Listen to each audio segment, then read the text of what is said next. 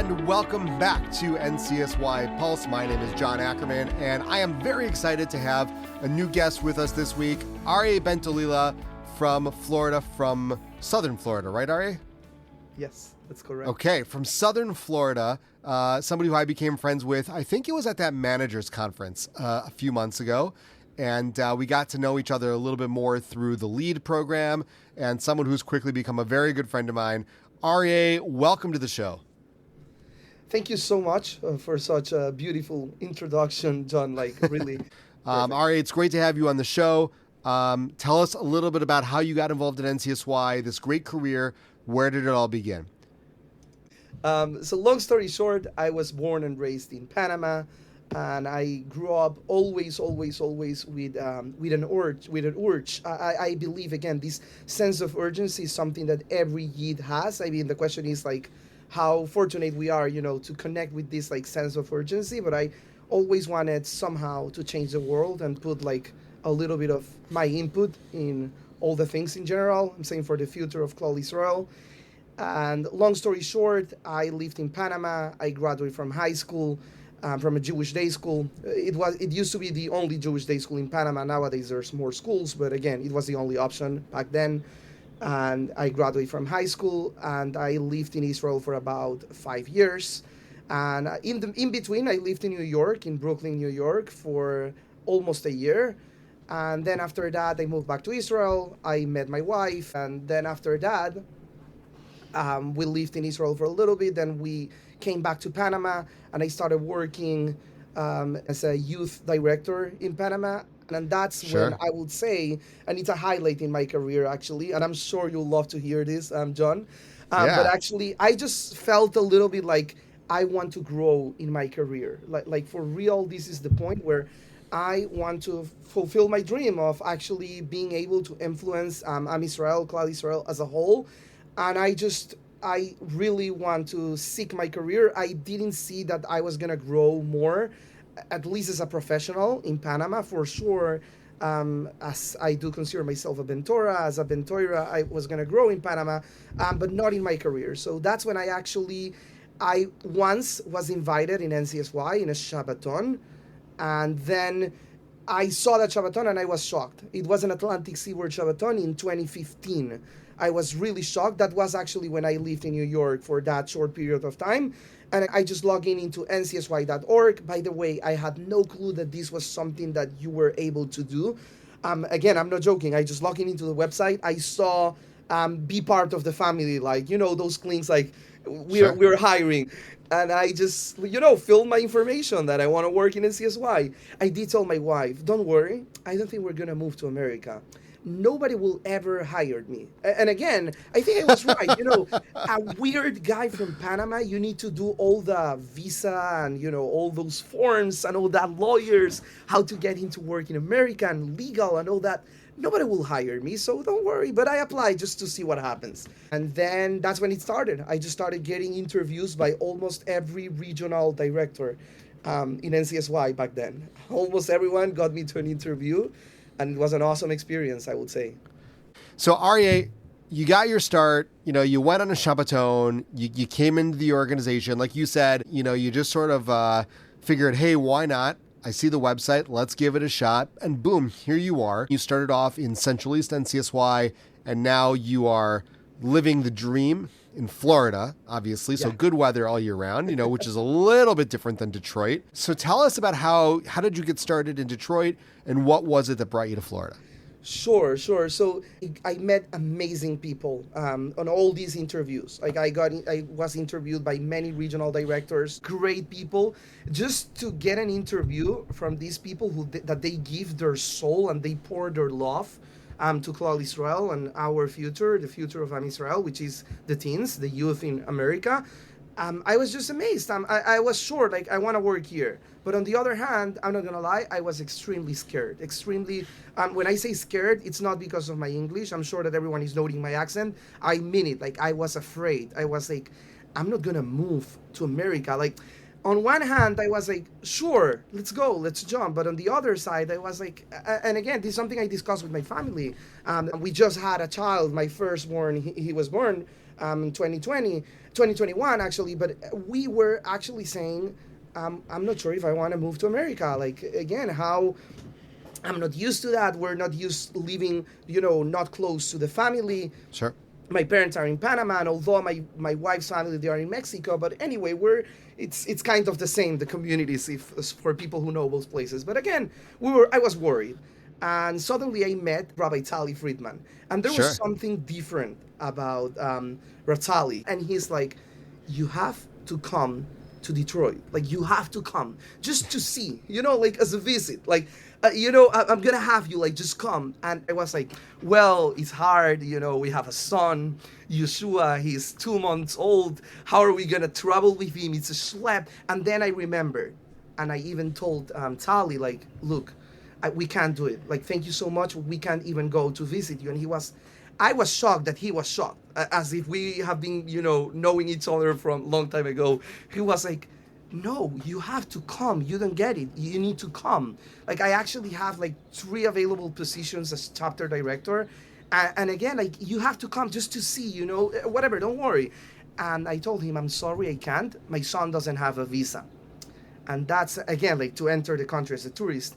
And he was like, there has to be a way, where your parents live, where your in-laws live. And that's when an idea came, like, oh, we actually can drop off our son, Yeshua, 2 months old, in Mexico. Again, this is the first time that we do this. It's not like he's 3.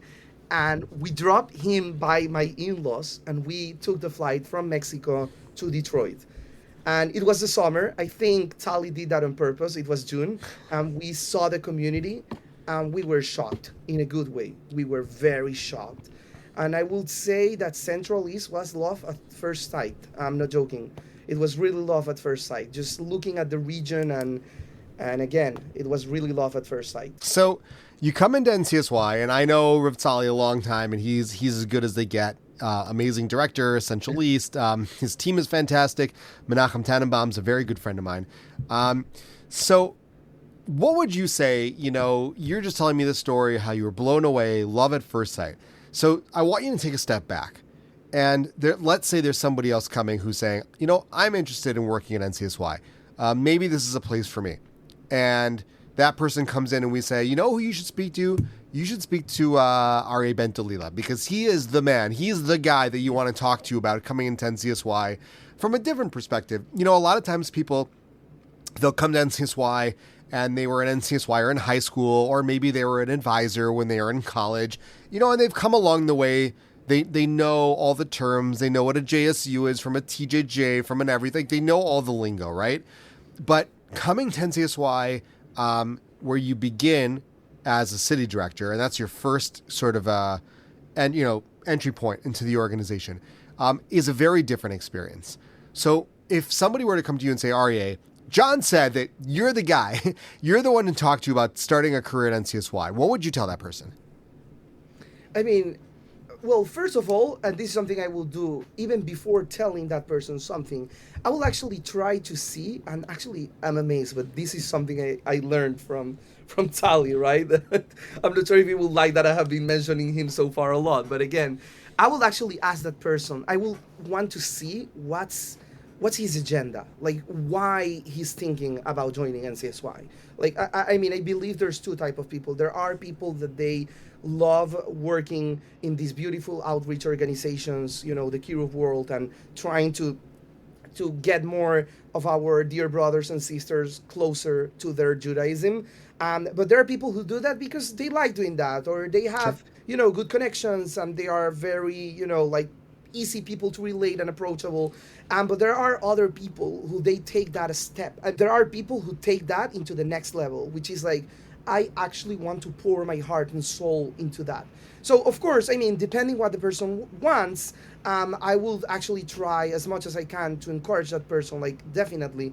I mean, it also depends where in NCSY the person will join. But again, I mean, where in a good way, depends where the person is from. Like, someone who was born and raised in America, I think people are very used to, like, moving from place to place. So I would say that's an advantage, which is something that a guy like me, like South Americans, like, we barely move. Like, you were born in Panama and that's it. You're there forever That's and your ever. stay. And that's usually what happens. It's the same in Mexico and the same in Brazil and Argentina, like a lot of people that I know from these countries.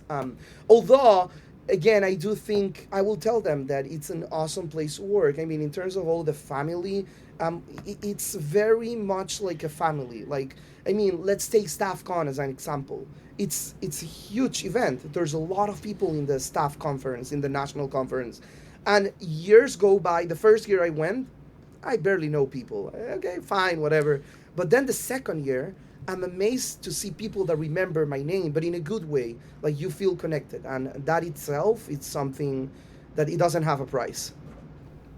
Absolutely. Well, I mean, listen, one of the beauties of working in NCSY is that, people often say, like, about their work, is that, oh, it's not just work, it's my family. It's not just my coworkers or my family. Sometimes people mean that, sometimes they mean it in a good way. Sometimes they can mean it in not as good of a way, just like my family, we fight all the time. But in NCSY, right? But in NCSY, I think usually people mean it in a good way. Many times when we have people on the show, they will have been alumni of NCSY who did NCSY when they were in high school or college. And they like to talk about, this person made a big impact on me when I was in high school. This person made a big impact on me when I was an advisor. You talked about how you came to StaffCon and even though you didn't know a lot of people, you were immediately made to feel welcome, like it's a family. Who are some of the people who made an impact on you when you first started to work here that made you feel like it was a family? I feel very, very lucky that I started working as a Central East chapter director. I'm gonna say why. I'm not sure if it's the only region, but if it's not the only, it's fine. But it's one of the only regions that you can travel by car the same day and you can visit every chapter. Like you take your car, let's say Detroit, and you go from Detroit to Cincinnati 4 hours, and then I'm not doing it in order, so please don't excuse my geography. You go to Columbus, then you go to Cincinnati, and then you go up to Cleveland, and then you go to Pittsburgh, and that's the whole region, right? I'm saying it's just amazing. By car in one day, you just visited the whole region. But let's forget about that logistic advantage. By the way, I worked as a logistics director also. Like I used to arrange all the buses and the transportation and all that. But I'm saying the fact that we were so close to each other, that meant we had a lot of Shabbatonim. So immediately, and I'm going to name them, immediately I became very close with Rabbi T, Rabbi Menachem Tenenbaum. We became very close immediately. Like my wife met his family, and immediately, his wife, and immediately we became very close to Rabbi Tali Friedman, with again the amazing tech director Noah Klein, and like we became so close that it used to be like a family, and it really was again, and I really learned a lot from them about how to run these amazing shows that they run. If you're part of NCSY and you ever have an opportunity to visit a Central East Shabbaton, it's really worth it. It's an amazing, amazing show that we have in America. The first time I visited that Shabbaton, I will never forget. But Sally Friedman comes to me and he's like, "Welcome to the best place on earth." And I was like, this is not Disney, but it is the best place on earth. Like Detroit. Yeah. I mean, it was not even Detroit, by the way. Not even Detroit. It was Cassopolis, Michigan, Wow. which I'm sure a lot of people don't even know what that is. Well, I mean, I only know that the place exists because of Central East, right? But aside from that, I'm sure that nobody has any clue. But this is in the middle of nowhere, in the middle of Michigan. Well, I guess it became some very well known because of Camp Matsiv. But again, aside from that, it's really, I like a Shabbaton, the way it touches the heart of all the NCSYers and all the people who come. It's just something hard to grasp, hard to explain. But I'm so happy and I feel so fortunate that I was able to be part of that family. That again, my point is that it's a very nice way to start in this organization. In a small place, I will actually recommend to anyone entering into NCSY, and now I'm not going to wear the flag of Central East, but I will say any place that it's a small city, like again those like Hamish classic small communities that they only have the pizza shop and maybe another meat kosher restaurant and the caterer. So I do recommend that because I think when you start small, that's when you can learn and that's when you can get connected to other people. Yeah, that's what I would say. Listen, absolutely. And the truth is, I grew up in a city not far from there. I grew up in Minneapolis, Minnesota, where for us, kind of like living the dream is what you're doing now. You know, you start in Minnesota where it's 30 below zero, and then you make your way to Florida where it's very much not 30 below zero. But let's switch gears because now you switched gears and you had your beginnings in Detroit and in Central East. And now you've made your way down to Florida to Southern NCSY. So tell us a little bit about how your roles changed. You know, you started the conversation saying you were looking to grow. You're clearly a growth-oriented person. I witnessed this and I experienced this both at our managers conference and also when we were together on the lead leadership training conference. Shouts to our friend Dr. Eliezer Jones, who put on a phenomenal program. And so you're a growth guy. You want to, constantly be improving and moving up and, trying to become better at your craft, to hone your craft. So now we're a few years in. You're in Florida. You've moved up. Tell us about the move and tell us what's exciting about what you're doing right now. Sure. First of all, I want to start with something, and I always have this line, and I know that a lot of people, they don't believe me when I say this. I'm speaking more from the heart rather than from the facts. Of course, a lot of people knew since I started in Detroit. Even Rabbi Friedman told me at the beginning, we know that one day, that's it. You're not going to be here forever. I always thought, not forever, but I'm going to be here for 5-6 years, maybe 7. That was out of I was, as I said, love at first sight, and I really loved my family there. On the other hand, we knew that we wanted to be close to family, so again, we were always looking for other opportunities. Specifically, what really attracted our attention here in Miami. I'm not sure if this is gonna be heard by people, but again, I'm just saying. Oh, people all over the world, tens of thousands of people. Of course. Or maybe 10 people. Either way, keep going. Yeah, whatever. But again, it was very attractive to us. Being closer to family, again, Miami, Florida is closer to South America, and we do have family here, so it was easier. And again, I always looked for growth, so why not? And we took the chance and we moved from Detroit to Florida, and I'm gonna miss the community forever. Again, I'm actually looking forward to visit there.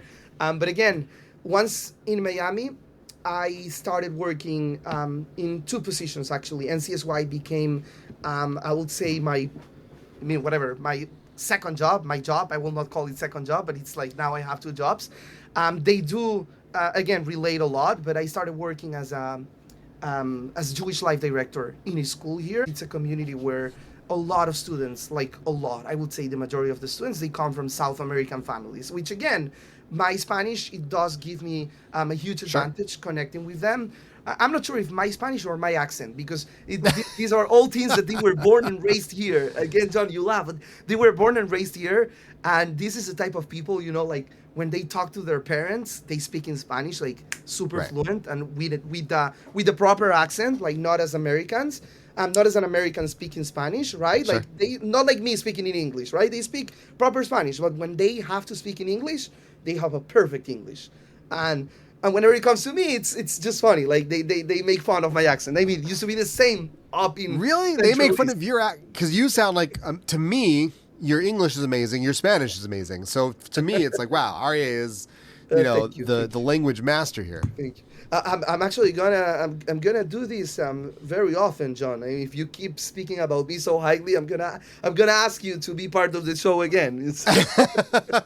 It's good. I like to bring up people's self-esteem and their ego. That's what I do. Thank you. You're doing a very good job. So again, I started working in Florida. I met Rabbi Mark Rose, and again, the region here is very interesting. In a good way, very, very interesting. I started learning how to work in a big region. And when I say big region, I mean staff, teams. There's actually an awesome statistics here in Florida. I believe is one of the fastest growing Jewish communities in the whole world. Yeah, actually, once I heard something, I'm not sure if it's real. That asked to the experts, maybe ChatGPT, Google, I don't know. But again, I heard once that Surfside is the most dense Jewish community in the world. And after Bnei Brak, that's what I heard. I'm not sure.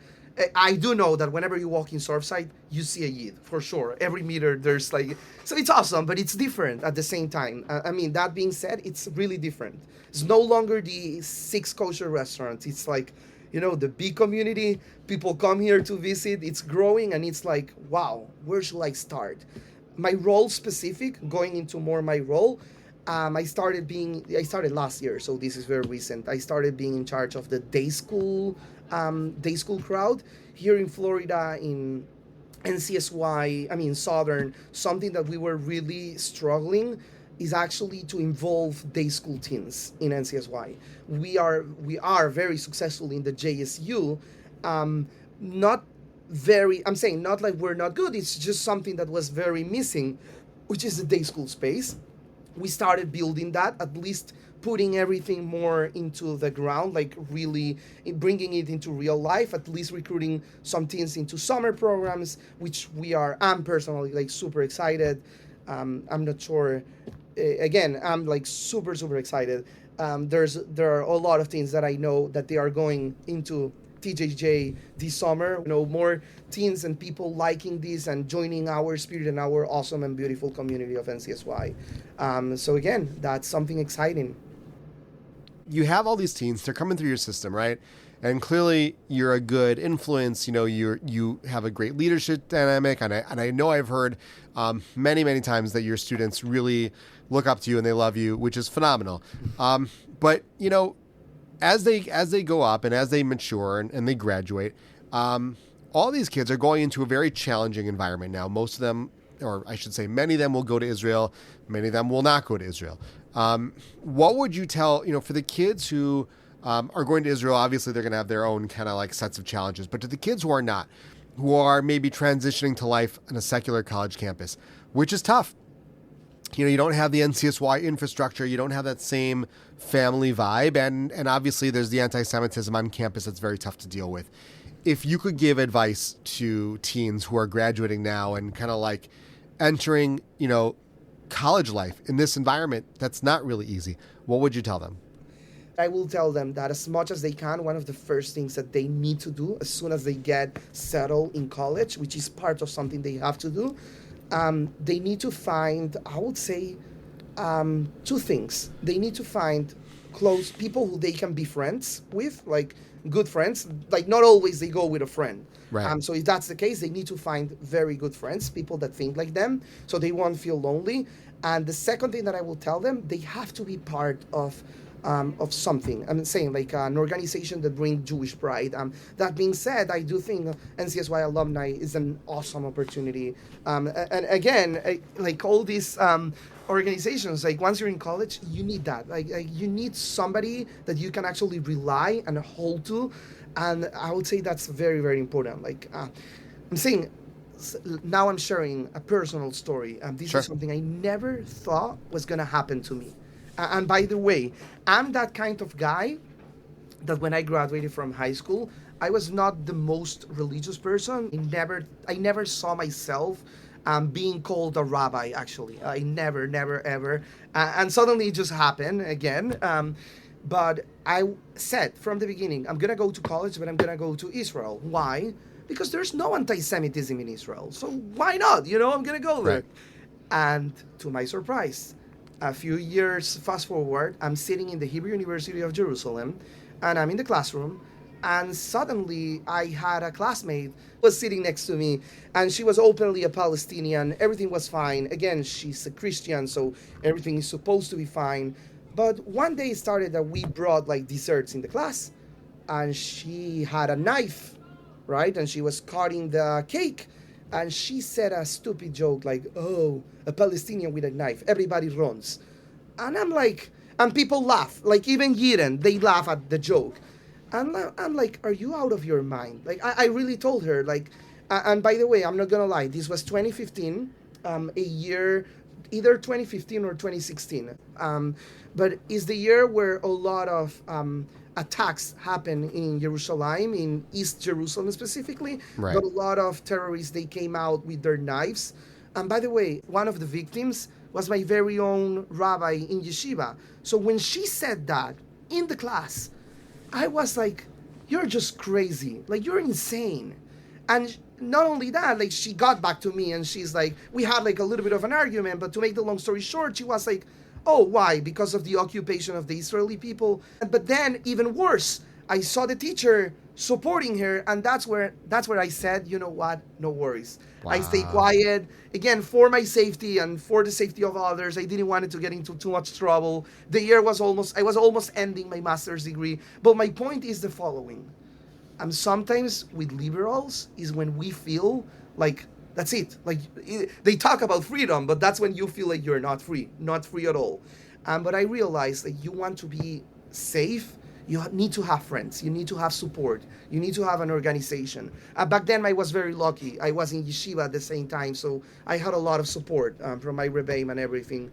A lot of support even while doing my career. So I was very lucky. But I will tell this to everyone. You need to have support, a mentor. You need to have someone. That mentor, I agree, parents are great mentors, but you also need someone who's not one of your parents. Right. I do believe in the parents, don't take me wrong, but I say, like, you need to have both, like your family and, of course, another circle of support, which, again, I repeat it, NCSY, it's a great circle of support as well. Yeah. No, and you're totally right. It's funny. Not just teens need mentors. Everybody needs mentors. I was just having a conversation with my wife recently, who's a doctor. She's an ER doctor, and she deals with a lot of craziness in the emergency room, as you can imagine. And it's hard because I can't always give good advice. I work at NCSY. What am I going to tell you about, somebody dying or who even knows, God forbid, in the emergency room, right? But I always tell her, you need to have a mentor who also either is or was an ER physician, because they need to understand where you're coming from and they need to be able to give you advice. I think doctors need mentors. I think NCSY educators need mentors. Students need mentors. I think really, really everybody. And so you're totally right. Find friends, find a system, find a mentor. It's like check. This is definitely the recipe for success. I want to go back to something that you mentioned earlier. You've been talking about, starting in Panama, going from Panama to Detroit, to Surfside now. And you mentioned that it all sort of started on an NCSY Shabbaton. What was it about that Shabbaton? Was there a conversation? What was it about that Shabbaton that really kind of ignited the spark that told you, yes, NCSY is the place I want to work. This is going to be my next step? I take advantage just to tell all the people who are hearing this, which is a lot of people, right? I'm saying, I'm saying for real, right? But everyone who's hearing this, I think you should pay attention to this, because we as leaders, as educators, we sometimes think that, how am I gonna make somebody change? And I'm saying, like, we heard the famous phrase that people never remember data, people never remember the facts, people remember how they felt. And I think that's something very real, very, very real. And I'm going to share how. Like, I was invited by a very close friend of mine. I'm going to highlight her, and I hope that she's fine if I mention her name. She's now in Panama, actually, but Leah Bekar. She was a very, very, successful NCSY advisor and later on an NCSY director. She was, and she is awesome. So I hope, Leah, you're hearing this and you hear my highlight. Me too. We got to get Leah on the show. I'm totally with you. I'm a big fan of her. So that would be... we have to get her. Actually, we have to get her. Yeah. Okay, so Leah, now you're hearing. It's my fault. I'm sorry. But actually, it was her fault. She invited me. She insisted, like, Arieh, you have to come to Shabbaton. I want you to see that. And I was invited as an advisor. I mean, I'm not going to lie. I'm going to say a fake advisor. Not fake. Like, I mean, I tried being an advisor, but I was not even an advisor in the region. And this was Spring Regional Shabbaton. And it was my first ever Shabbaton. So I guess, and I'm very thankful, actually. I'm not sure who's the one who put the seal, approved, bring this guy as an advisor. But thank you, Leah, and thank you, Atlantic Seaboard. Back then, I think that Rabbi John Lerner was the regional director back then in Atlantic Seaboard. But again, the thing is that I was invited to the Shabbaton 2015 or 2016. I might be a little bit wrong with the year. I go to Shabbaton. I saw something amazing. Spring Regional Convention, Spring Regional Banquet, the goodbye, the whole ceremony they do to the seniors. Sure. I see these teens. They are crying. They are crying. Like it's over. That's it. I'm saying it's over. My life as an NCS wire, it's over. And I'll never forget seeing the chapter directors. I see them like with the mic, and now we're gonna call for an award of the year, A, B, and C, Leor. I just made that up, the name, right? But they call the team, and the team comes and he's crying. And that's when I said, oh my God, there's two things I have to do in life. It's an option, either or, right?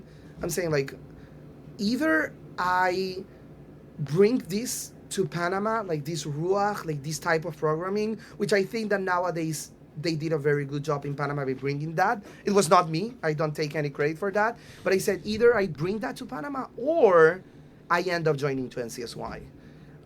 Again, this was 2015, 2016. 4 years later, little did I know that COVID was going to come to the world. And that's when I said, oh my God, I need a shift in my career. Oh, wait a second, NCSY. And again, it was just unbelievable. But I would say that, I'm saying like, just imagine those teens walking. They had no clue that they were influencing me to become greater, right? Like they had no clue. I'm saying, how in the world a JSU or an NCSYer, right? They will know like, oh, I'm actually putting my, my effort into making up the future of, contributing to the future of Arieh Bentolila. And that's what happened, actually. That's really what happened. I was inspired, and I said, I want to do that.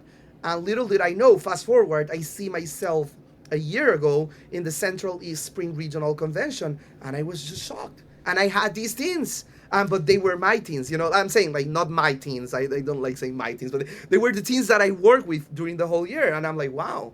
And now fast forward, and I'm here. So it's just amazing. It's just amazing. Wow. Well, I guess you never know. And it's incredible, really, that you kind of came in and I guess got wowed. I've been to many spring regional Shabbatons, and there really is nothing like the award banquet, like sort of the passing of the torch of, the regional board leadership to the next year's leadership. Something very special with the magic of spring regional. And I think that anybody who's never been on a spring regional Shabbaton and witnessed that for themselves, you got to see it. There's really, really nothing like it. Arieh, you've been so gracious with your time. I really appreciate it, and certainly with my schedule. I know you and I have tried for weeks to get this episode done. So thank you for helping me finally to make it work. As we wrap up here, it's a hard time in the Jewish world. There's a lot of questions. There's a lot of uncertainty. If you had one message to give to your NCSYers, to anybody at NCSY, that comes from the heart, that comes from Arieh Bentolila, that's authentic you, during these very, very tough times, what would that be? So thank you so much for asking that, by the way, John. This is something I just thought about this yesterday. I'm saying, like, I have always been thinking about this. I just didn't realize it, like, so hard as I did yesterday. As I was walking to shul yesterday at night, I see a lot of police officers, and I'm saying, like, cars and police cars and officers in North Miami Beach, which is where I live, in the neighborhood. And I realized, like, of course, because of the situation, they did increase a lot of the police presence in the neighborhood. But I realized something. Every year, when we walk to shul, Rosh Hashanah, let's say, highest peak, Yom Kippur, or even Passover, right? Doesn't matter, but a holiday. A very well-known Jewish holiday, which we know that it's holidays that usually the shuls, the synagogues, the Beit Knesset, they get full of a lot of Yidden. We see an increase in police officers, in guards. And by the way, we learned something from this, because we see an increase. Usually, who's the people who have a lot of bodyguards or police officers? So only important people, they get to have a lot of bodyguards. Like if you see, I don't know, the US president, he's walking in the street, and he won't be walking alone, for sure not. He has a lot of bodyguards, a lot of security. Important people, they have a lot of security. So my message to all the Jewish people around the world, I mean specifically our teens, I'm saying those who know me, my students, my message to you is, we are very important people. Only important people, only important things, they get a lot of security.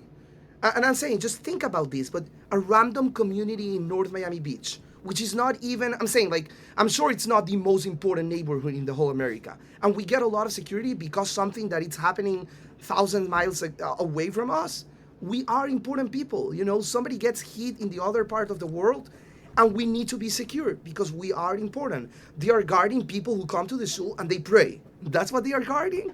They are guarding the Jewish people. We are ambassadors of the whole world, a light among the nations. You are important, and we should never forget that. We should never, ever forget that. Beautiful. Well, Arieh, thank you so much for joining us. It's been awesome to have you, and hope you have a great summer, some time to plan and recharge and get things ready for next year. But thanks for joining the show, and hopefully we'll have you back on again soon. Thank you, John. Thank you. Thank you so much for having me. Yeah, thank you everyone for listening. Really. All right. This has been NCSY Pulse. You can find us online on Instagram at NCSY Pulse, on YouTube at NCSY Pulse, and you can always, as always, listen wherever you find your podcast.